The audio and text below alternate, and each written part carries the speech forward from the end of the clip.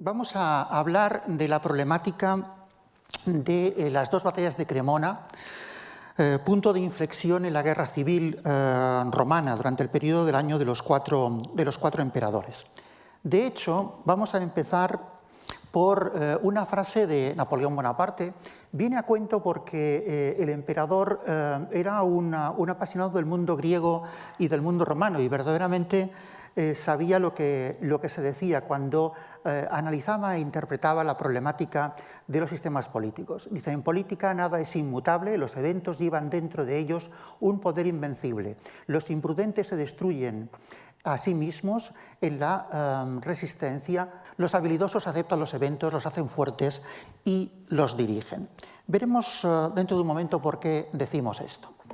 Cuando hablamos de la problemática de las batallas del año 69, del periodo de los cuatro emperadores, hemos de tener en consideración que, lamentablemente, solo disponemos de fuentes escritas. La documentación arqueológica específica de este periodo, tanto en Bedriacum como lo que es Cremona, es muy restringida. Hay algún caso muy significativo que luego comentaré, pero es una información arqueológica muy restringida. Por tanto, tenemos que hacer una explicación en base a las fuentes literarias, en base a las fuentes escritas, que hay que decir que son fuentes escritas que no son estrictamente contemporáneas de aquello que vamos a explicar y que, como todos ustedes saben, la problemática de las fuentes clásicas grecorromanas tiene un problema esencial, y es que se trata de relatos que no son objetivos, sino que son subjetivos, porque se explicita concretamente la forma de pensar del autor y también de los componentes sociales que mediatizan a ese autor cuando escribe.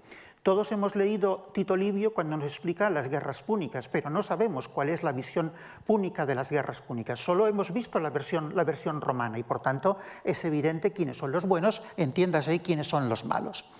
Digo esto porque la principal fuente para hablar de las dos batallas de Cremona es Tácito, sus historias que están escritas entre el 55-58 y el 117-120, que es el periodo de vida de este autor. Por tanto, es muy joven en el momento en el cual se producen los enfrentamientos. Luego tenemos a Flavio Josefo.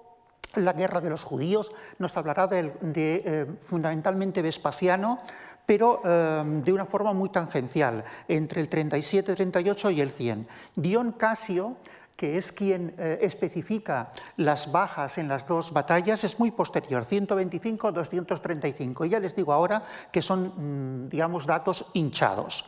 Suetonio, en la vida de los 12 Césares, entre el 69 y el 122, explica desde una perspectiva que también comentaremos, pero fundamentalmente crítica, fundamentalmente escabrosa, podríamos decir en sus detalles, los reinados de Galba, de Otón, de Vitelio, básicos para este periodo. Frontino, en su Estrategemata, nos da algunas informaciones muy puntuales, y Plutarco, en Vidas Paralelas, el volumen dedicado a Galba y Otón, más o menos del 96 al 117, también nos da algunas informaciones. Con todo esto tenemos que efectuar una reconstrucción que es mucho menos crítica de lo que a mí personalmente me gustaría. Vamos a empezar por el 68, el caótico final del reinado de Nerón, que se va a ejemplificar en toda una serie de problemas internos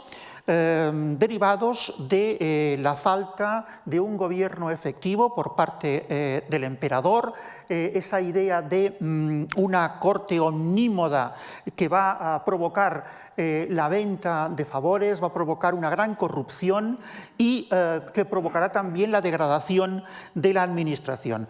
Como resultado de los grandes dispendios del periodo final del reinado de Nerón, tanto los dispendios del propio emperador y de su corte, como sobre todo del mantenimiento de las fuerzas militares tanto en la frontera del Rin como en la frontera próxima al área del Danubio, Panonia, Mesia, etc.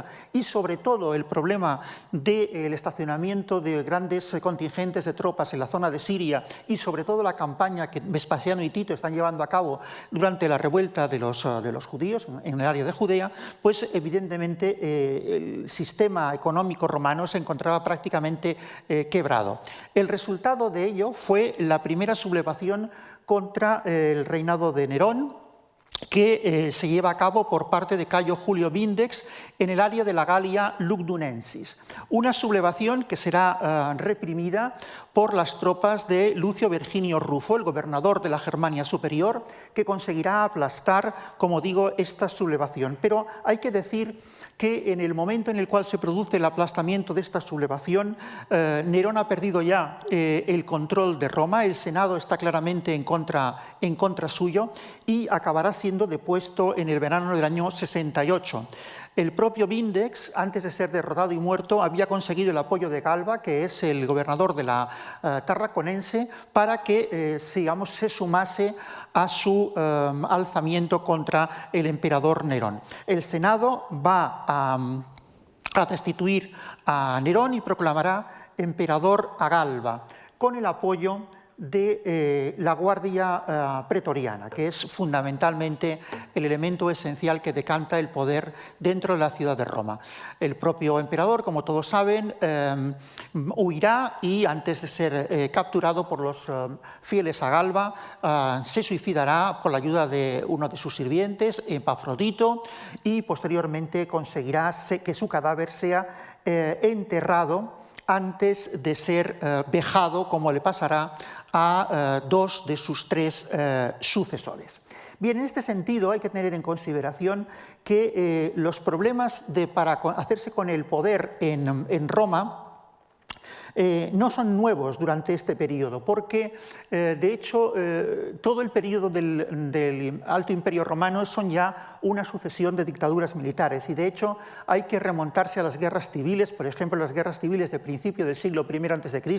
entre Mario y Sila y posteriormente los problemas del primer y segundo triunviratos para ver perfectamente que son todo dictaduras militares con digamos la coartada de la púrpura imperial. Uno de los individuos que intentó hacerse con el poder en el momento de la muerte de Nerón fue el prefecto de la Guardia Pretoriana, Cayo Ninfirio Sabino, el cual se autoproclamaba como hijo ilegítimo de Calígula, aunque de hecho, según nos indican tanto Tácito como Suetonio, era el hijo de una antigua prostituta que había ascendido a ser liberta del Palacio Imperial y de un gladiador.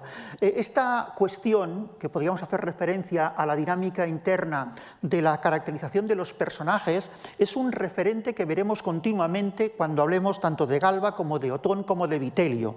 Los autores que hemos citado anteriormente, pero fundamentalmente Tácito y Suetonio, se ceban claramente en el hecho de explicar sus miserias y sus depravaciones como una forma clara, por una parte de dejar claro que no eran personajes aptos para el gobierno del imperio y en segundo lugar también para dar mayor relieve a las virtudes de Vespasiano, que es quien acabará haciéndose en último momento con el poder. Bien, durante el año 69 vamos a encontrar la sucesión de 4 emperadores: Servio Sulpicio Galba, Mario Salvio Otón, Aulo Vitelio y Tito Flavio Vespasiano. 4 emperadores que van a gobernar, algunos por un periodo muy corto, el primero Galba apenas 15 días del año 69, se van a suceder en el trono imperial con una serie de sublevaciones constantes. Bien, cuando hablamos de esta problemática, para hacer referencia al aspecto militar de este periodo de los 4 emperadores, hemos de hacer referencia a la estructuración del ejército romano durante el siglo I. En ese sentido, tenemos que hacer mención tanto a lo que son las fuerzas desplegadas en las diferentes fronteras del imperio y territorios del imperio, como a las unidades que forman parte de lo que podríamos denominar la guarnición de Roma. En este sentido, uno de los elementos fundamentales es la Guardia Pretoriana. En principio, Augusto creará un total de 9 cohortes de 500 hombres bajo el mando del prefecto del pretorio a partir del año 2, antes del cambio de era. Cada cohorte tiene un tribuno, 6 centuriones. En principio se entienden que 4 partes son de infantería y unas de caballería. A partir del año 23, Tiberio organizó un campamento específico para los pretorianos en la meseta del Esquilino, con una superficie de 16,72 hectáreas, que englobaba los acuartelamientos, no solamente de los pretorianos, sino también posteriormente de la Guardia de Corps germana, los denominados corporis custodes, que también se alojarán en el mismo sitio, y es el lugar donde tendrán tanto su acuartelamiento como su zona de entrenamiento. Hay que tener en consideración, como digo, que es la última ratio regis, es decir, es la fuerza que va a apoyar al gobierno para mantener el control político y también el control social en la ciudad de Roma.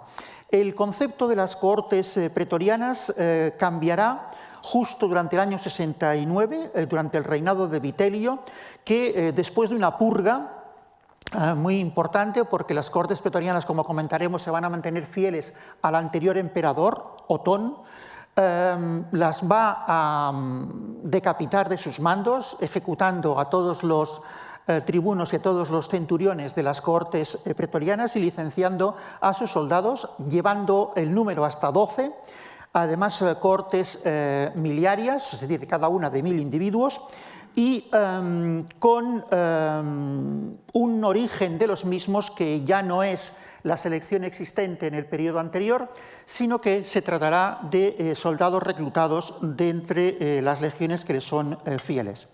Del mismo momento veremos también otros cambios organizativos y al final de este periodo Vespasiano volverá otra vez al modelo existente en el periodo anterior, en el periodo inicial, 9 cohortes de 500 hombres cada uno. Bueno, no vamos a entrar en el tipo de armamento porque es el característico del periodo correspondiente. Aquí tenemos una unidad de caballería con el elemento característico que es el escorpión, como elemento, digamos, de determinación identitaria de los pretorianos. El segundo bloque son, como he comentado hace un momento, los guardias de corps germanos, los corpori custodes. Es una unidad básicamente de mercenarios procedentes del área del norte de Europa, de la zona del Rin. Son bátavos y ubios. El número oscila entre 100 y 500 según los diferentes periodos.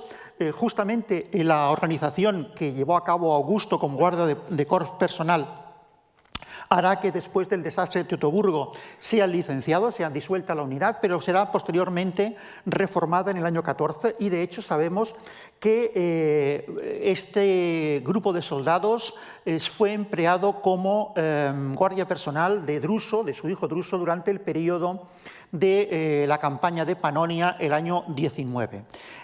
Bajo el reinado de Calígula se convertirán algunos de ellos en escolta montada, unas turmas de 30 individuos, y aunque no conseguirán evitar el asesinato de Calígula, sí que conseguirán evitar otra conjuración, la de Cayo Calpurnio Piso, en el año 65.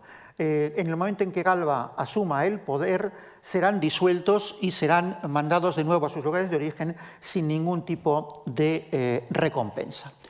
Otro bloque que también vamos a encontrar, porque será movilizado fundamentalmente por Vitelio, son las cohortes urbanas. Instauradas por Augusto también, el año 13 en este caso, son 3 cohortes más, nombradas de la 10 a la 12, siguiendo el 1 a 9 de las cohortes pretorianas. Son 500 hombres en cada una de ellas y además están bajo el mando del prefecto de la ciudad. También están acuartelados junto a los pretorianos, aumentarán a 6 entre el 41 y el 45 y serán reducidas por el propio Vitelio, que luego tendrá que digamos, recurrir a ellos, como a otros muchos, para intentar componer un ejército con el cual oponerse a los vespasianos. Y luego junto a ellos están los vigiles, creados por Augusto el año 6, que se encargarán fundamentalmente del control de los incendios y de la seguridad nocturna en la ciudad de Roma. Por lo que hace referencia a las legiones, supongo que ya el profesor Quesada les ha explicado lo que es una legión del periodo del Alto Imperio, por tanto vamos a indicar solo algunos elementos. Las 60 legiones existentes en el momento en el cual se produce el final de la guerra del segundo triunvirato, es decir, la guerra entre Octavio Augusto y Marco Antonio, el año 30, hay 60 legiones, van a ser reducidas de forma drástica, y en el año 14, en el momento en el cual fallece Augusto, quedan únicamente 25. Posteriormente se crearán 2 legiones durante el reinado de Calígula y de Claudio, una más por Nerón, es el problema de la primera Audritrix que luego comentaremos, y 2 legiones más en el periodo de Galba. Por lo tanto, en el año 69 vamos a ver un total de 30 legiones repartidas por todo el imperio. Las legiones son del tipo característico de la época. Es decir, estamos hablando de una estructura de 5.000 hombres, una división en 10 cohortes de 3 manipulos o 6 centurias cada una de ellas, evidentemente con el problema o con la característica de la primera cohorte, que tiene 5 centurias pero el doble de soldados. Cada cohorte tiene una unidad de veteranos, los vexilliums, y una unidad de caballería, un alae de 120 hombres. Les he puesto aquí un par de ejemplos. La estructuración de las cohortes, con 480 soldados, mientras que la cohorte primera tiene 800. El elemento que me interesa que tengan ustedes en consideración es el hecho de este dato en la parte inferior. Cada legión tenía 59 carrobalistas y 10 catapultas asociadas, aunque se trata de una información tardía, Vegecio 2:25. ¿Por qué? Porque este dato es importante, porque tendremos que hablar de las catapultas, de las balistas, durante el periodo del relato de la segunda batalla de Cremona. Muy bien, aquí tendríamos el concepto de lo que es una cohorte con 6 centurias a principios del siglo I. De entre las legiones que vamos a explicar aquí, que van a ver ustedes dentro de nuestra explicación, una de las más interesantes es esta, la Legio Primera Adiutrix. Es una legión que empieza a ser reclutada por Nerón, pero a partir de marinos, a partir de las clases de Miseno. Quedará bloqueada en Roma a la muerte de Nerón, sin acabar de constituirse. En el momento en el cual Galba llegue a la ciudad, en octubre del 68, los miembros de esta no estructurada todavía legión intentarán que Galba le reconozca la existencia de su unidad. No lo conseguirán y además serán sujeto de una fuerte masacre por parte de la caballería que acompaña a Galba antes de su entrada en la ciudad en octubre de ese año 68, en el puente Milvio, que será, como ustedes saben, muy conocido por otra importante batalla en un periodo del siglo IV, mucho más adelante. Se masacrará a buena parte de estos marinos futuros legionarios. La legión acabará configurándose con reclutas que proceden de la Galia Narbonensis, fundamentalmente de la ciudad de Vienne, que, digamos, una estructura de legión que será posteriormente ampliada con los marinos supervivientes de la masacre de Galba por su sucesor, por Otón, dándoles este emblema, el del Pegaso, que será, digamos, la característica de esta unidad militar. Una unidad militar que, pese a no tener una gran experiencia, sí que tendrá un papel importante durante la primera batalla de Bedriacum, porque pese a carecer, como digo, de entrenamiento, estará a punto de decantar la batalla a favor de los otonianos en contra de los vitelianos.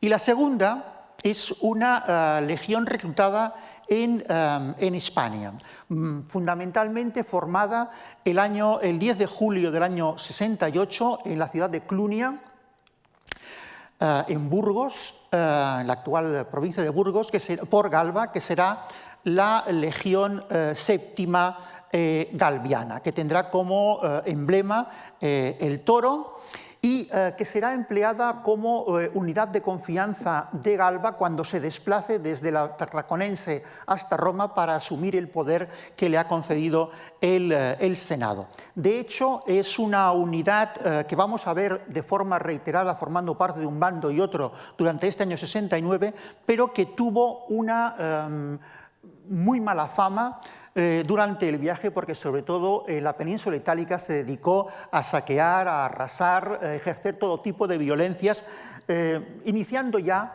este año 68 lo que sería el problema del 69. De hecho, después de la derrota de los otonianos será destinada a Carnuntum, a Panonia, pero tendrá ocasión de vengarse formando parte de las tropas vespasianas durante la segunda batalla de Bedriacum. Bien, en esta estructura podemos ver un poco de dónde van a conseguir los apoyos, los cuatro candidatos al poder. El primero de ellos es Galba, lo va a obtener de la Hispania Tarraconensis. El segundo, Otón, que acompañará a Galba durante su trayecto a Italia y por tanto estará en Roma cuando se produzca el asesinato de Galba y pueda coger el poder. De hecho, como veremos posteriormente, tiene muy pocos apoyos originales, es decir, el único lugar que en principio podría haberle apoyado es la Lusitania, de donde era gobernador en el año 68. Vitelio fundamentalmente va a tener como apoyos el núcleo de las tropas que guarnece la línea del Rin, en la Germania inferior y en la Germania superior.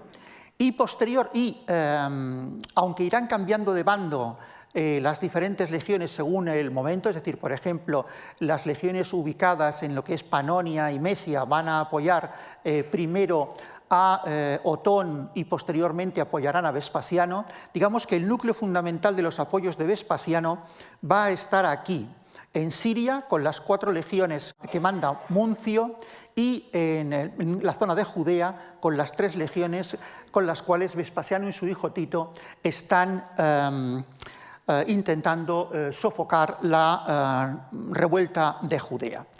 Esta estructura va a provocar toda una serie de movimientos de tropas muy interesantes a lo largo del periodo del año 68. Primero tendremos la marcha de Galba y Otón hacia Roma. Posteriormente tendremos el avance de las tropas de Vitelio hacia el norte de la península Italia, donde tendrá lugar la batalla de Bedriacum o primera batalla de Cremona. Posteriormente el avance hasta la zona de Roma para tomar la ciudad. Y luego tenemos, por una parte, el movimiento de tropas de Panonia y Mesia que Antonio Primo llevará para enfrentarse a los vitelianos como primer avance de los vespasianos, y, en segundo lugar, el desarrollo de la gran expedición de las tropas de Muncio para intentar apoyar a las primeras tropas vespasianas, pero que llegarán ya al final con la guerra prácticamente decidida. Por tanto, es un periodo de grandes movimientos de tropas en los cuales los diferentes candidatos al imperio van a conseguir la fidelidad de aquellos núcleos de fuerzas que están bajo su mando directo, que les son más fieles, pero no por el hecho de que les consideren individuos que tengan capacidad para llevar a cabo una buena praxis política, sino simple y llanamente porque son aquellos que les dan una mayor oportunidad de recibir prebendas, de recibir pagos en metálico y simplemente de progresar. Es decir, son dictaduras militares en las cuales, como veremos, el hecho de cambiar de bando es una cosa perfectamente asumida desde el punto de vista ideológico. Primero de ellos, el reinado de Galba. 8 de junio del 68, aunque ya hemos dicho que su mando efectivo empieza en octubre del 68, hasta el 15 de enero del 69. De Galba dijo Tácito que estaba capacitado para gobernar siempre que no gobernara. Es decir, un individuo al cual las fuentes clásicas, por ejemplo Suetonio, le acusa de gula exagerada, de pederastia, de homosexual, de avaro, llega incluso a explicar Tácito que se hará con diferentes coronas de oro de los templos de Tárraco durante su viaje hacia Roma. Es decir, un individuo que, como pueden ustedes ver, no era precisamente un cúmulo de virtudes. De hecho, nadie de los que vamos a ver aquí lo son. Consigue llegar al poder después de la muerte de Ninfirio Sabino, que hemos comentado antes, el prefecto del pretorio, y también de la muerte, el asesinato de los legados en Germania, Fontello Capitón, y en África, Clodio Mácer. De hecho, el primer error de Galba es no pagar la prima prometida por su apoyo a los miembros de la Guardia Pretoriana, diciendo que él no compra soldados, sino que lo que quiere es alistar tropas. Evidentemente, a partir de ese momento, la Guardia Pretoriana no estaba en absoluto por mantener el poder de Galba. Pero es que además lo que hizo fue aumentar los impuestos para intentar rehacer el tesoro, ese tesoro que hemos comentado que estaba totalmente arruinado, quebrado durante la última etapa del reinado de Nerón. Aparte de todos estos grandes caracteres que le hemos comentado, pues tiene fama además de avaricioso, de cruel, y comete bastantes errores. El primero de ellos es que no le otorga a la plebe lo que le está pidiendo fundamentalmente, es decir, que acabe con los personajes más odiosos del reinado de Nerón, como por ejemplo el prefecto del palacio Ofonio Tigelino, al cual perdona. Posteriormente uno de sus sucesores sabrá que no tiene que hacer de eso y ya le obligará a suicidarse o bien fue asesinado. Y luego a otro personaje muy odiado, que es el eunuco del emperador Claudio, es decir, el antecesor de Nerón, Jaloto.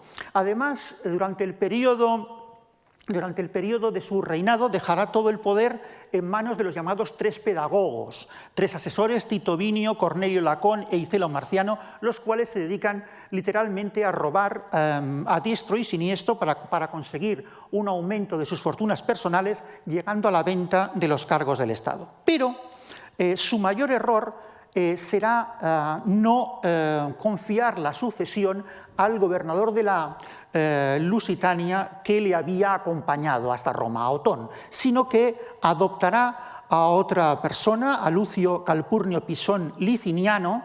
El 10 de enero del 69 le adoptará como sucesor porque Galba no tenía descendencias. Resultado del hecho, primero, a principio de año, cuando tenía que renovarse la fidelidad al emperador por parte de las legiones que se encuentran en Germania, que son partidarias de Vitelio, que están bajo el mando de Vitelio, ya se sublevan y destruyen las efigies del propio Galba, con lo cual ya tiene el primer conato de revuelta apenas a 2 meses de haberse hecho con el poder. Y posteriormente se encuentra con el problema de que Otón, desairado por no ser contado como sucesor, consigue el apoyo de la Guardia Pretoriana y como resultado el emperador Galba es asesinado en el foro el 15 de enero del 69, 5 días después de nombrar a su sucesor, en principio, según Suetonio, por un soldado de la Legio XV Primigenia. Evidentemente, después los ultrajes de rigor al cadáver, decapitación, cuerpo arrojado al Tíber, paseo de la cabeza ensartada en una pica por la ciudad de Roma y luego posteriormente alrededor del campamento de los pretorianos para resarcirles de esa afrenta que les había conferido al no pagarle la prima que les había sido prometida. El sucesor, como digo, es Otón, que reinará muy poco, entre el 15 de enero y el 16 de abril del 69, cuando se suicidará después de la primera batalla de Bedriacum. Es decir, estamos hablando de apenas unos 95 días en los cuales ejercerá el poder. Bien, Otón es también todo un personaje porque tanto Suetonio como Tito Livio explican todos sus elementos susceptibles de rebajar la categoría del personaje. Otón era el marido de Popea Sabina, la amante y posteriormente segunda esposa de Nerón, de la cual se tuvo que divorciar y consiguió lo que se denomina en las fuentes como un honorable destierro, que es el mando del gobierno de la provincia de la Lusitania, es decir, la más alejada de Roma. Pero evidentemente no es únicamente el hecho de haber cedido a su mujer al emperador el único elemento que Suetonio o Tácito ponen en su contra, sino que indican que es despilfarrador, moralmente degradado, manirroto, impúdico, cruel, amante del lujo y del poder. Evidentemente, todo lo que podríamos denominar toda una pieza.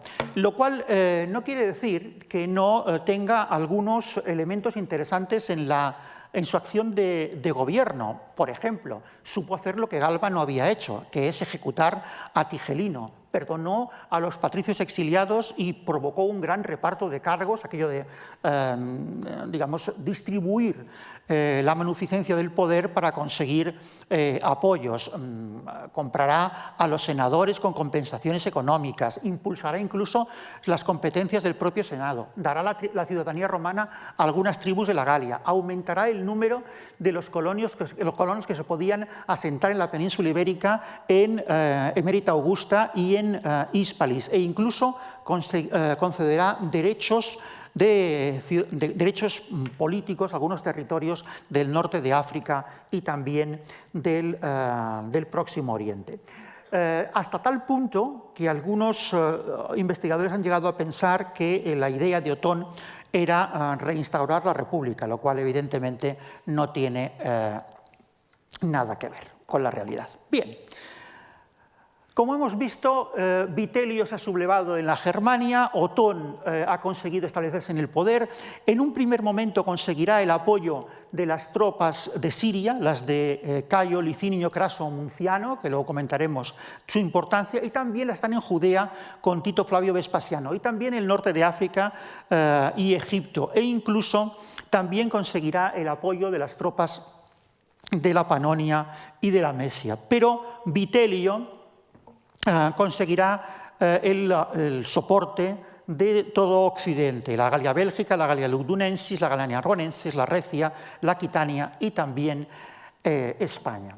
En principio, Otón intentó convencer a Vitelio de que le mantuviese el apoyo para gobernar, comprándole, sobornándole, del mismo modo que Vitelio intentaba sobornar a Otón para que se hiciese a un lado, le dejase el poder y digamos, como contrapartida dispondría de una vida más regalada.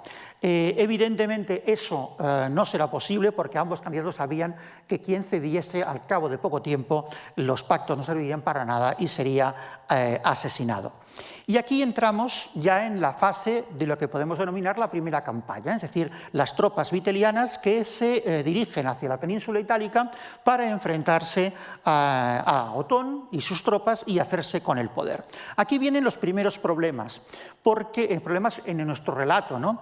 Porque sabemos el nombre por Tácito de los dos comandantes de las tropas vitelianas, Fabio Valente y Aulo Cecina Alieno, que en principio contarían cada uno de ellos con un contingente de 30.000 y el otro de 40.000 hombres. Unas cantidades absolutamente exageradas, por mucho que existiesen 7 legiones en la zona de la frontera del Rin.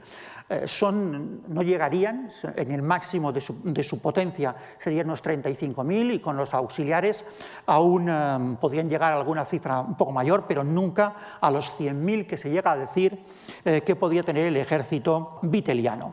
Mientras que los otonianos tendrían unos 25.000 hombres, incluyendo a los pretorianos, pero también incluyendo a miembros de la guarnición de Roma, incluso una unidad de gladiadores de 2000 individuos reclutada a toda prisa, que estarán bajo el mando de Cayo Suetonio Paulino, Apio Annio Galo y Aulio Mario Celsio. En principio, las cosas empezaron bien para los otonianos, porque consiguieron el control de la costa y consiguieron también el control de las islas de Córcega y Cerdeña. Pero en ese sentido no tendría una importancia destacada este primer éxito, porque lo importante es el control de la ruta de acceso a la península itálica, que es esta, marcada en azul claro, la vía Postumia, a partir de la cual se llega a la vía Emilia y posteriormente a la vía Flaminia para llegar a la ciudad de Roma. Justamente muy cerca de la intersección de estas dos vías está la ciudad de Cremona y de Bedriacum. ¿Qué movimientos de tropas se producen? Bien, el primer movimiento de tropas es el avance de Aulo Cecina. Se supone que con 40.000 hombres, desde la zona, como digo, de la frontera del Rin. Mientras que las tropas otonianas parten de la ciudad de Roma para intentar contrarrestar o detener este avance. La vanguardia está mandada por Aulio Galo y por Vestricio Espurina. Luego comentaremos alguna cosa sobre ellos, a las cuales le seguía el hueso de las tropas mandadas por Otón. Otón, que no tenía ningún tipo de experiencia militar y que, como consecuencia de ello, las crónicas nos indican que iba a pie entre sus soldados, intentando parecer el más esforzado, es decir, intentando crear un ascendiente militar entre sus tropas. Como hemos dicho, se va a conseguir el control de una parte del territorio costero por parte de Suedio Clemente, que intentará oponerse al avance del segundo contingente viteliano, que es el de Fabio Valente, llegando incluso a un enfrentamiento de caballería de los dos ejércitos en la zona próxima a la frontera, ¿no? A la frontera de lo que es actualmente los Alpes Marítimos, la Liguria. Posteriormente las tropas se retirarían. Bien, este es el campo de batalla, la estructura del campo de batalla que vamos a comentar. El enfrentamiento de Cremona-Bedriacum tendrá lugar el 14 de abril de 69, pero con anterioridad se van a producir tres enfrentamientos menores. El primero en Piacenza, donde Tito Vestricio Espurina conseguirá derrotar a Cecina con inferioridad de tropas, es decir, conseguirá impedirle la toma de la ciudad. En segundo lugar, otro comandante otoniano, Marco Macro, conseguirá volver a derrotar a los mismos vitelianos. Y, por último, Suetonio Paulino y Mario Celso conseguirán, en un punto muy cercano a Cremona, en Locus Castorum, conseguirá derrotar también a Cecina. Este es el gran error de los otonianos. Si Suetonio Paulino hubiese continuado la persecución del enemigo derrotado, probablemente hubiese conseguido terminar con la mitad de las tropas vitelianas antes de la llegada de Flavio Valente, pero no lo consiguió, no lo hizo, y tampoco tuvo la capacidad de saber plantear un elemento esencial al emperador, como es el mando único de las tropas. Los otonianos estarán formados por la Legio I Adiutrix, que hemos comentado anteriormente, la Legio XIII Gemina, un vexilatio de la 14 Gemina, que estaba llegando desde la zona de Panonia Mesia, pero que no se había todavía incorporado en su totalidad, 5 cohortes de la Guardia Pretoriana, una agrupación de unos 2000 gladiadores, y se indica que el total aproximado sería de unos 50.000 hombres. Un número que me parece exagerado únicamente para las formaciones que hemos indicado. Eso sí, habían 4 legiones más desde Dalmacia y Panonia, la 7, la 11, la 13 y la 14. Hay diferentes legiones con el mismo número, pero con una nomenclatura diferenciada. Si hubiesen esperado a esas 4 legiones, evidentemente hubiesen podido tener una superioridad brutal en el campo de batalla sobre los vitelianos. Y aunque Suetonio Paulino fue partidario de esperar, Otón hizo caso a su hermano Lucio Salvo Otón Ticiano y al prefecto del pretorio Licinio Próculo para combatir. Craso error. Craso error porque los vitelianos tenían en principio un núcleo formado por 2 legiones, la 21 Rápax y la 5 Alaude, mucho mejor entrenadas, es decir, con mucha mayor experiencia que no las otonianas. Tenían además los vexilatios, es decir, las unidades de élite, podemos decir, del resto de las legiones establecidas en la zona del limes germánico, un gran número de auxiliares bátavos y en principio se nos indica que habrían entre 40 y 100.000 hombres. Evidentemente, cuando una fuente nos indica que son entre 40 y 100.000 hombres, pues hay que tomárselo como lo que son, es decir, una auténtica exageración. Otón comete muchos errores en esa campaña. El primero de ellos, que no retrasa su entrada en combate, como hemos dicho, antes de disponer de un número de tropas abrumadoramente superior. Además, no aprovecha las condiciones de la línea de abastecimientos de los vitelianos, que está muy mermada, porque tienen sus bases de operaciones a muchísima distancia, y por tanto, si hubiese esperado, se hubiese contenido, hubiese tenido, por una parte, mayor número de tropas y, en segundo lugar, hubiese tenido una mejor preparación y suministros. Además, no organizó una estrategia clara de campaña, es decir, no dio unas directrices específicas sobre cómo había que efectuar el combate y, evidentemente, no tuvo en cuenta, como hemos dicho anteriormente, las opiniones de sus principales jefes militares, los que ya se habían enfrentado con los vitelianos y les habían derrotado, sobre todo Suetonio Paulino. Pero es que, además, cometió otro error mucho más grave, y es que antes de empezar el combate y siguiendo los consejos de algunos de sus principales miembros de corte, se retiró al campamento de Brixellum, llevándose a los pretorianos, la élite, y a una gran parte de la caballería, cosa que dejó en inferioridad a sus tropas. Muy bien, a partir de aquí hay diversas fases en esta batalla. En principio, la estructura de los combates se establece por el control de las 2 riberas del río Po, en la cual los vitelianos empiezan a construir un puente para atravesarlo. En ese sentido, se lleva a cabo, según nos explica Tácito, una serie de escaramuzas para ver, digamos, quiénes de los dos se hace con el control de estos pasos sobre el río, para tener la posibilidad de tomar la delantera, de conseguir avanzarse al enemigo. A partir de aquí, y con los problemas de mando unificado que hemos comentado, después de que Vestricio Espurina, que había derrotado a Cecina en Piacenza, se uniese a los otonianos, se lleva a cabo un avance para provocar la batalla, el enfrentamiento campal. Bien, el enfrentamiento campal se va a producir, igual que pasará en la segunda batalla de Bedriacum o la segunda batalla de Cremona, sobre el eje de la Vía Postumia, el 14 de abril del año 69.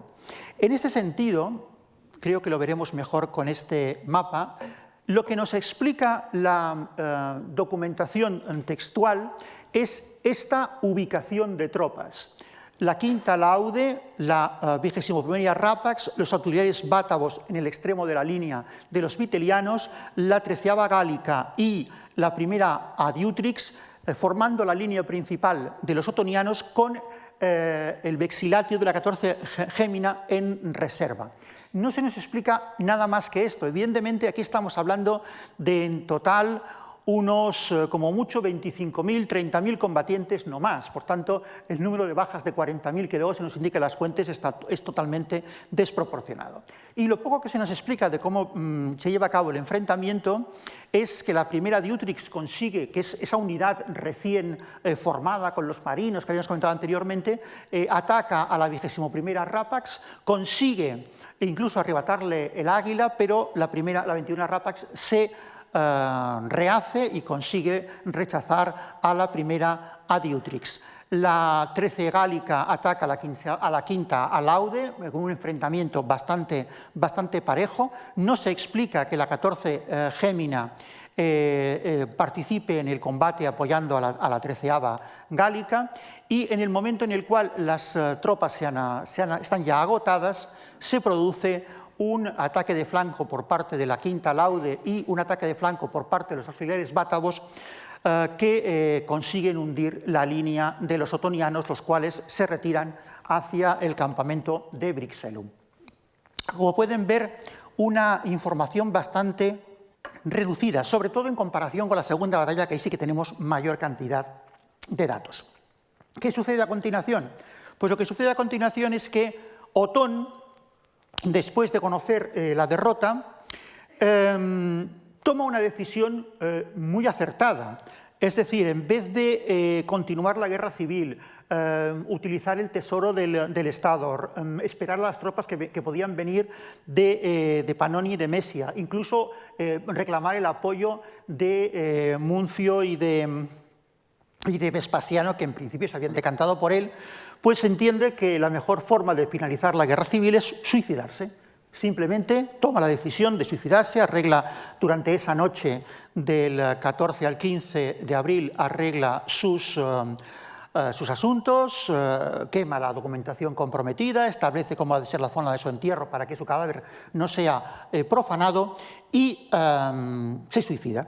Se suicida y en esa manera provoca que su ejército se rinda y sea, digamos, capturado, por decirlo de alguna manera, por las tropas de Vitelio, a las cuales las otonianas le prestaron fidelidad y fueron enviadas hacia la frontera de Iliria para establecerse allí. Vitelio es un individuo que verdaderamente, también como veremos, tiene sus sombras más que sus claros. Avanza hacia Roma, es proclamado por el Senado, como mucho anteriormente disuelve la Guardia Pretoriana, ejecuta todos sus mandos, reemplaza a los soldados por otros, hace ejecutar al hermano de Otón, a Lucio Salvio Otón, y intenta, digamos, acabar también con los jefes otonianos. De Suetonio Paulino y de Licinio Próculo se sabe que son enjuiciados, pero no se vuelve a saber nada de ellos, y Aulo Mario Celsio y Tito Vestricio Espurina sí que se sabe que son perdonados. De hecho, el que tendrá mayor recorrido será Tito Vestricio Espurina, el cual llegará a ser elegido cónsul en el 72 y llegará a ser gobernador de Germania entre el 97 y el 98. Bien, Vitelio, 19 de abril, 19 de diciembre del año 69. Bien, otro personaje que podemos decir no tiene con muy buena prensa dentro del ámbito de los textos de Suetonio y de Tácito. De hecho, según nos indica Suetonio, Vitelio III, la obra Vitelio III, Vitelio había crecido en Capri, criado por las prostitutas del emperador Tiberio, se había sometido a la pederastia del emperador, pero de una forma voluntaria, porque evidentemente conseguía favores y ir aumentando en su cursus honorum, por tanto se convierte en amante del emperador Tiberio.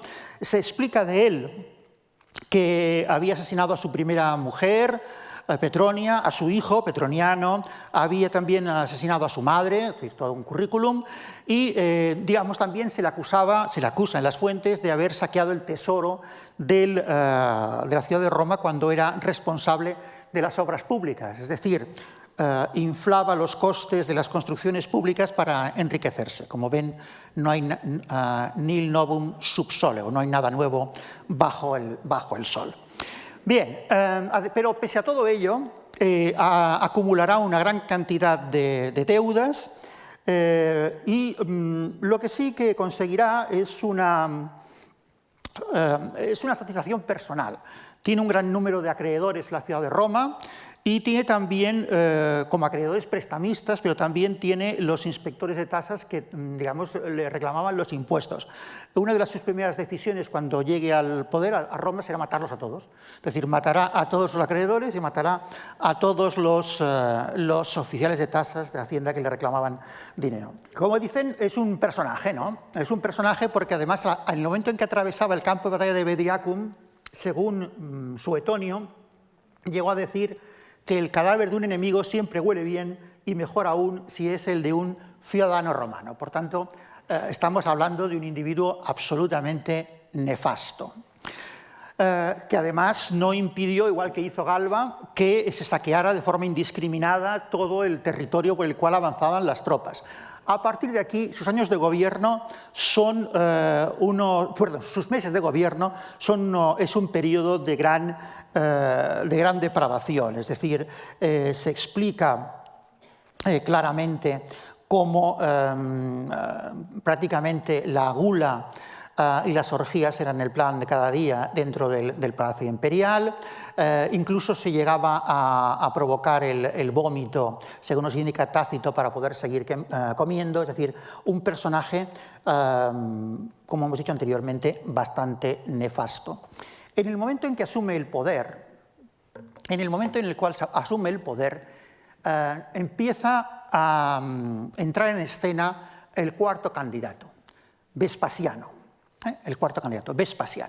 El cual es proclamado emperador por el ejército de Judea, las 3 legiones que tiene a su cargo junto a su hijo Tito, y también por las 4 del gobernador de Sirio, Cayo Licinio Muciano, al cual hemos hecho ya referencia. En principio, los movimientos de los vespasianos van a ser movimientos pensados para asegurarse el control de la mayor parte del territorio del Imperio Romano y para intentar ahogar a Vitelio cortándole los suministros a Roma. Vespasiano se dirigirá a Egipto para controlar el territorio y también el norte de África y privar a Roma de los suministros de trigo, mientras que Muciano empezará el largo camino recorriendo la península de Anatolia, posteriormente las provincias ilirias, para intentar llegar hasta Roma. Pero antes de que eso suceda, las legiones que estaban en la Recia y en la Mesia se declaran partidarias de Vespasiano y no esperan al grueso de las tropas. Es decir, no están dispuestas, sus jefes, sobre todo este personaje Marco Antonio Primo, no está dispuesto a que nadie le robe la gloria de derrocar a un emperador. Marco Antonio Primo destituye a los legados de las legiones de la Mesia, Aponio, Saturnino y de Panonia, Tampio, Flaviano, y organiza un ejército bastante potente, con 5 legiones. La 3ª Gálica, la 8ª Augusta, la 7ª Claudina, la 7ª Galbiana, es decir, la famosa creada en Clunia, y la 13ª Gémina, con los cuales empieza el avance hacia el norte de Italia. Estamos otra vez en el mismo punto. La batalla de Bedriacum, la primera, se ha producido aquí. Esta es la ciudad de Cremona, que da nombre a las 2 batallas, primera y segunda de Cremona, o Bedriacum y Cremona, según la bibliografía. Otra vez en el eje de la vía Postumia, ¿de acuerdo? Y buscando su enlace con la vía Emilia. Bien, lo que hace Marco Antonio Primo es avanzar, ocupa primero Aquileia, posteriormente ocupa Opitercum, sigue avanzando, ocupa Altinum, sigue avanzando, ocupa Patavium, porque es Padua en este momento, y llega hasta este, donde consigue derrotar a 3 cohortes y a un ala de caballería de 500 hombres. La ala de caballería Augusta Sebosiana les derrota en Este, desde donde pasa a Verona, lugar en el cual establece su campamento. Es decir, se está aproximando, siguiendo el eje más o menos de la vía Postumia, hasta el lugar a partir del cual, dejando a los Apeninos, se puede llegar hasta Roma. Vitelio, evidentemente, intenta oponerse, primero compra el apoyo de la plebe y del ejército estacionado en la ciudad de Roma, lleva a cabo levas de tropas, también recurre a gladiadores, unos 2.000, y bajo el mando de Aulo Cecina, el vencedor que hemos visto en la primera de Cremona o Bedriacum, dispone a la 21ª Rapax, a la 5ª Laude, a la primera Itálica, a la 22ª Primigenia, los vexilatios de 7 legiones y tropas auxiliares, con las cuales intentará llevar a cabo una marcha de aproximación. Aquí tenemos el campamento de Marco Antonio Primo y aquí tenemos el avance de las tropas de Cecina hasta establecer su campamento en las afueras de la ciudad de Cremona, lo cual será muy importante para lo que sucederá posteriormente. Pero Cecina siempre, digamos, bajo el interés de ver quién puede ganar, hace una volta-face, es decir, primero consigue la defección de la flota de Rávena, de la clasis Rávenas, consiguiendo que se pase a los vespasianos, y luego intenta que sus tropas también se pasen a los vespasianos, pero Cecina es detenido por los soldados de la 5ª Alaude y encerrado en la ciudad de Cremona. El resultado de esto es el hecho de que el ejército de los vitelianos queda sin un mando operativo claro, es decir, sin un jefe que pueda llevar a cabo digamos, la unión de las tropas y prepararlas para el combate, porque el segundo de los generales de Vitelio, Fabio Valente, que también era vencedor en Bedriacum, digamos que se toma su tiempo para intentar llegar hasta tomar el control del ejército, según nos dice Tácito, porque se dedica a las sempiternas orgías, banquetes, etcétera, etcétera. Es decir, y no llegará a tiempo, ya lo veremos. Fabio Valente, una explicación reiterativa.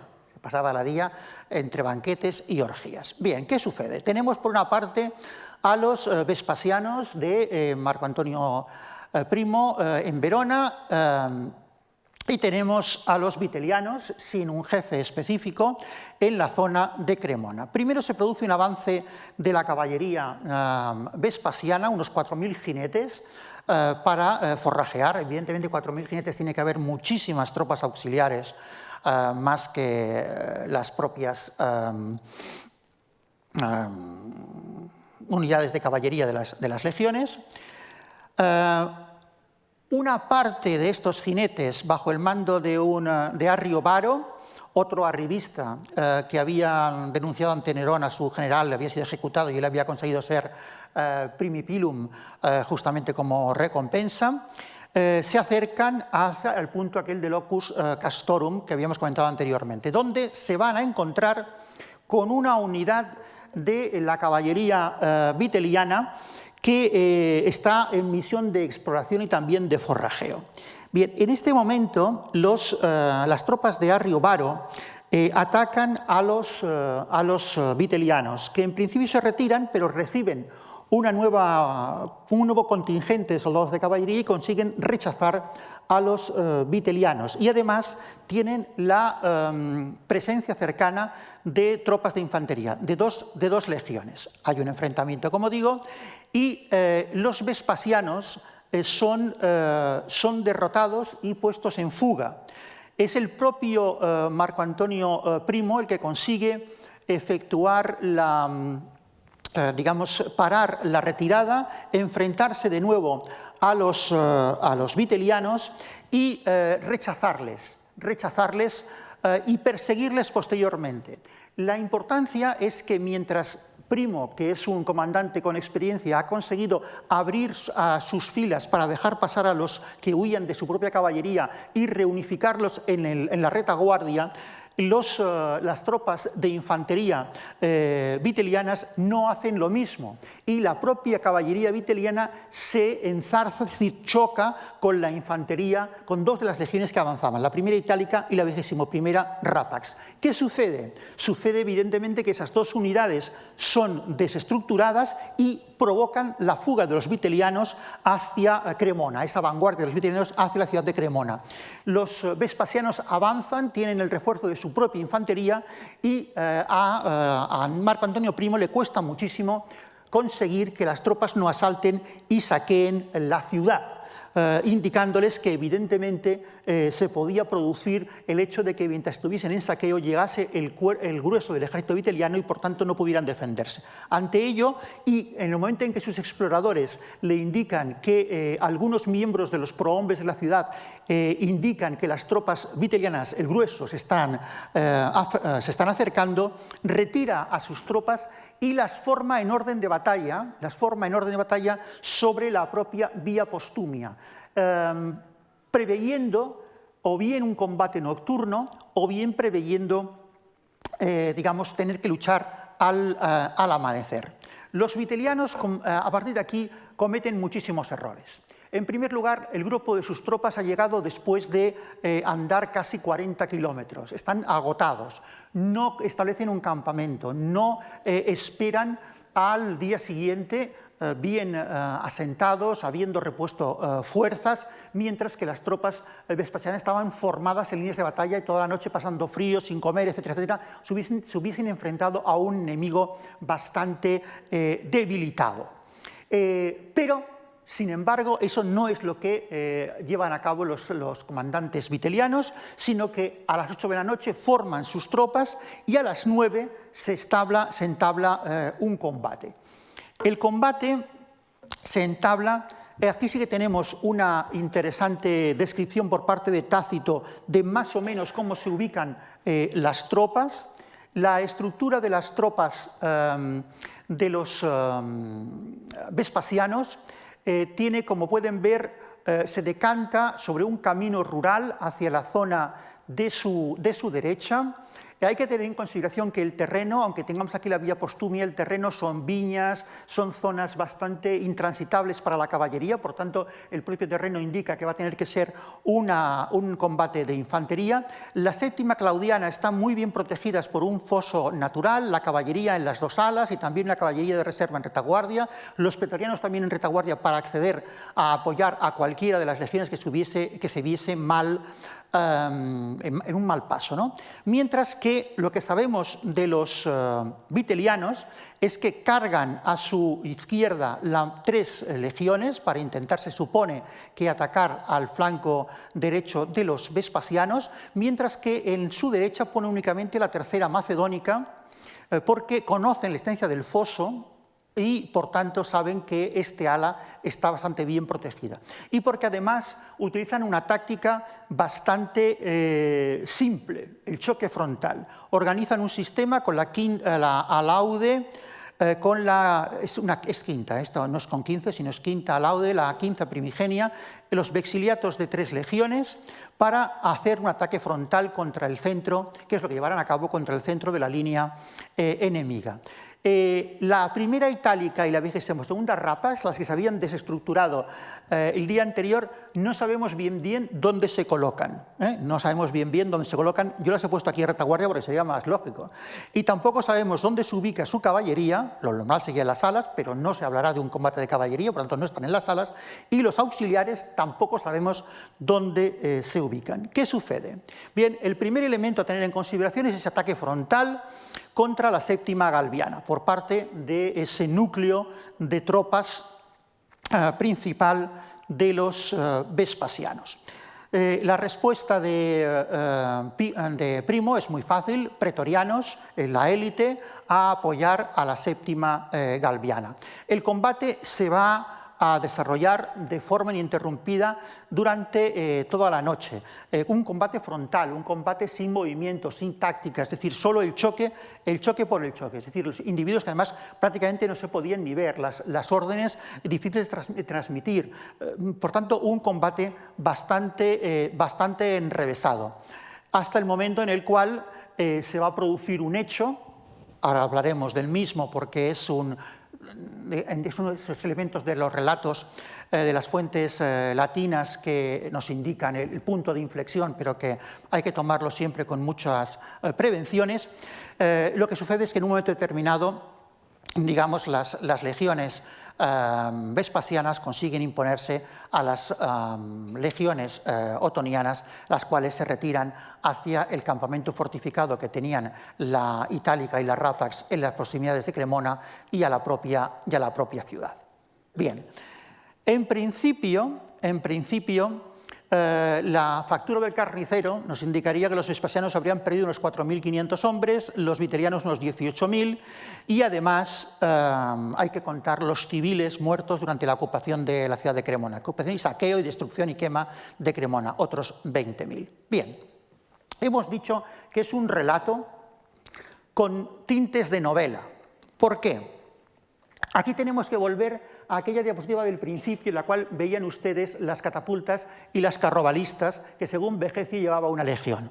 Esto que vemos aquí es una balista, ¿no? En principio, uno de los elementos del relato de Tácito es que se había dispuesto una balista de ese tipo en el punto del centro de la línea de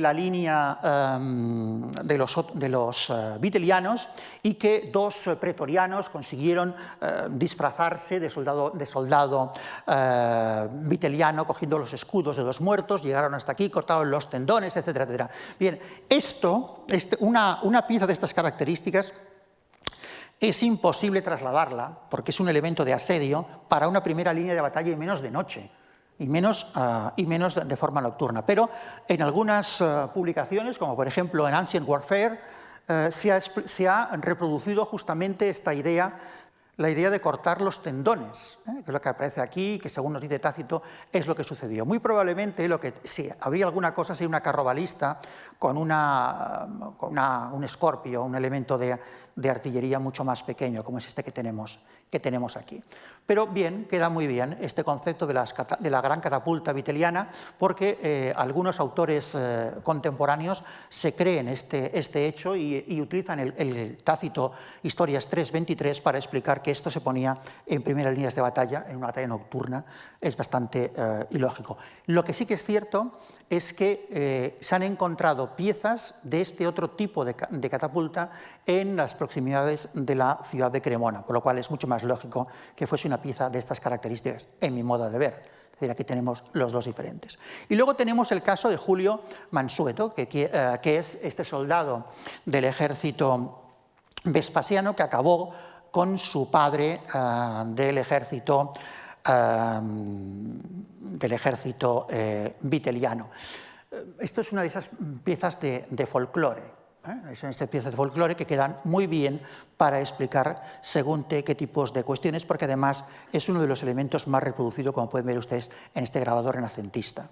Y luego el tercer hecho es el caso más interesante del por qué nos explica Tácito que se produce la derrota de los vitelianos. Porque resulta que la Legión Tercera Gálica, que había estado acantonada en Siria, había tomado la costumbre de saludar con grandes vítores al sol naciente. Y en el momento en el cual se produjo la salida del sol, esta tercera legión gálica aclamó al sol naciente, los soldados vitelianos se creyeron que llegaban los refuerzos de las tropas vespasianas, los de Muncio, y se dieron a la fuga. Claro, esta cuestión tiene un pequeño problema, que es que el propio relato de Tácito no es lógico, porque si se lee el relato, la posición del sol naciente y de la luna no son lógicos, es decir, no aparecen por detrás de los vespasianos, sino que aparece por detrás de los vitelianos. Por tanto, eso es un tercer elemento, podríamos hablar mucho de ello, pero me estoy pasando de tiempo y vamos a intentar acabar. Después de la batalla se produce la persecución, se toma el campamento de las Rapax y de la Itálica, y posteriormente se queman las villas de los notables de la ciudad, que están fuera de la ciudad de Cremona, y Marco Antonio Pirro da a sus tropas bueno, la orden de asaltar y de saquear la ciudad de Cremona, en las cuales se lleva a cabo una masacre. Tácito nos dice: ni la posición social ni la edad protegieron a nadie de un torbellino que encadenaba violación con asesinato y asesinato con violación. Ancianos, provectos y mujeres marchitas, presas sin valor, servían de pasatiempo, pero cuando aparecía una muchacha bien formada o un varón atractivo, la brutalidad con la que se los disputaban los despedazaba, primero a ellos, y terminaba por causar la mutua destrucción de sus raptores. En este enfrentamiento, los pretorianos se tomaron cumplida venganza. ¿Qué pasó? Bien, a continuación tenemos algunos elementos interesantes. Primero, las legiones vitelianas fueron puestas bajo el mando de oficiales vespasianos y enviadas a la zona de Iliria otra vez como guarnición. Se envió a todos los lugares del imperio a oficiales de los derrotados ejércitos vitelianos para explicar que Vitelio había sido depuesto por Vespasiano. Y Fabio Valente, aquel que llega tarde porque está entre orgías y comilonas, intenta sublevar otra vez a la Galia narbonense, de donde en principio eran buena parte de las tropas vitelianas, pero es detenido cerca de Marsella, es llevado a Urbinum, decapitado, y su cabeza mostrada, las tropas vitelianas se habían rendido para que, digamos, no creyeran que iban a tener un nuevo jefe. ¿Qué sucede a partir de aquí? Bueno, después de Bedriacum, la segunda batalla de Bedriacum o de Cremona, se produce el avance del ejército vespasiano, mientras que los vitelianos envían sus reservas hacia el norte para intentar tomar los pasos de los Apeninos. No lo consiguen porque se produce, como digo, esta presentación de la cabeza de Fabio Valente en Urbinum a las tropas vitelianas. Se les indica que ya no tienen jefe. Buena parte de esas tropas se rinden en Narni y en Terni y se puede, digamos, avanzar hasta las puertas de la ciudad. En las puertas de la ciudad tiene lugar, digamos, el último acto de este drama.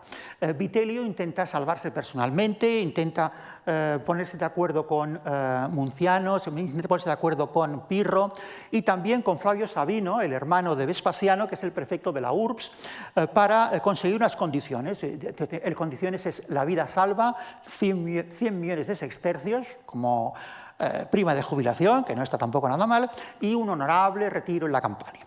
Bien, en principio se lleva a un acuerdo entre los dos bandos, pero hay un problema, y es que cuando renuncia el 17 de diciembre al trono imperial, sus seguidores protestan porque el pacto es únicamente unipersonal y el resto de los seguidores saben exactamente que se va a producir la venganza de Vespasiano. En principio, el día siguiente, el día 18, vuelve a ir al foro, se presenta vestido de negro, acompañado de su mujer, de su hijo, para implorar el concepto de la rendición: yo lo dejo, aclamad al nuevo líder, lo que sea. Ese tipo de presentación.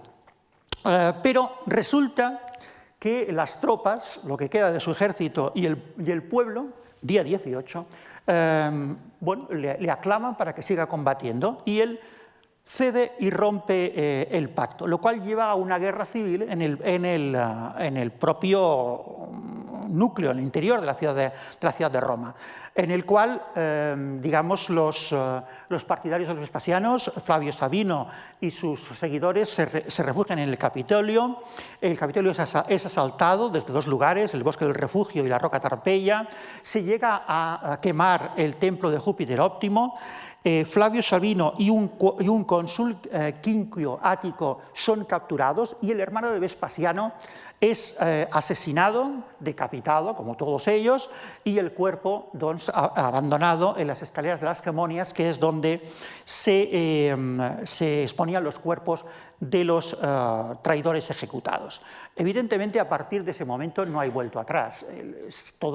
El final es lógico. Se intentará por parte de las vírgenes vestales, según explica Tácito, otra nueva tregua. Incluso algunas unidades de caballería vitelianas conseguirán derrotar fuera de la ciudad a una unidad de caballería vespasiana y capturar a su prefecto, que es Julio Flaviano. Incluso se llega a proclamar por parte de los vespasianos que se va a producir una protección, una salvaguarda de vidas y propiedades, pero eso es absolutamente falso. ¿Por qué? Pues simplemente porque llevan a cabo el ataque de la ciudad por 3 puntos. Por la Puerta Colina, por la Puerta Flaminia y también por la zona del río Tíber. Se producen unos enfrentamientos y luchas callejeras brutales, sobre todo en el área del Campo de Marte, como dice Tácito, con una despreocupación inhumana, y por último será tomado el cuartel de los pretorianos, la última defensa de los italianos, que será tomado además por los antiguos pretorianos que ahora volverán a ser reformados por Vespasiano. Vitelio, ¿cómo acabará? Pues como era lógico, acabará detenido, vejado, ejecutado, decapitado, su cuerpo tirado al Tíber, etcétera, etcétera. Es decir, con otro fin de estos bastantes salvajes, los cuales, digamos, los vespasianos van a provocar una gran matanza. Según nos indica Tácito, los vencedores recorrían armados la urbe a la caza de los vencidos con odio implacable. Las calles estaban llenas de cadáveres, corría la sangre por plazas y templos, la espada sorprendía a sus víctimas en cualquier esquina. Más tarde, con arbitrariedad creciente, hacían estragos hasta echar mano a los que se escondían. A quien quiera que llamase su atención, lo degollaban sin distinguir entre civiles y militares. Es decir, en un año habían visto ya la caída de 3 emperadores y 3 limpiezas de seguidores. Por eso, Vespasiano entrará en la ciudad de Roma, será reconocido por el Senado, empezará la dinastía Claudia, es en Vespasiano, Tito y Domiciano, su sobrino, que había estado a punto de ser muerto también, junto con su tío en el asalto al Capitolio, y llevará a cabo la reconstrucción del Capitolio y los grandes cambios urbanísticos en la ciudad de Roma. Y para terminar, pues volvemos a nuestro personaje del principio. Dice, ¿queréis saber quién son vuestros amigos? Caed en desgracia. Es decir, que es justamente lo que hemos visto a lo largo de esta charla de hoy, y perdonen porque me he alargado más de la cuenta. Muchas gracias.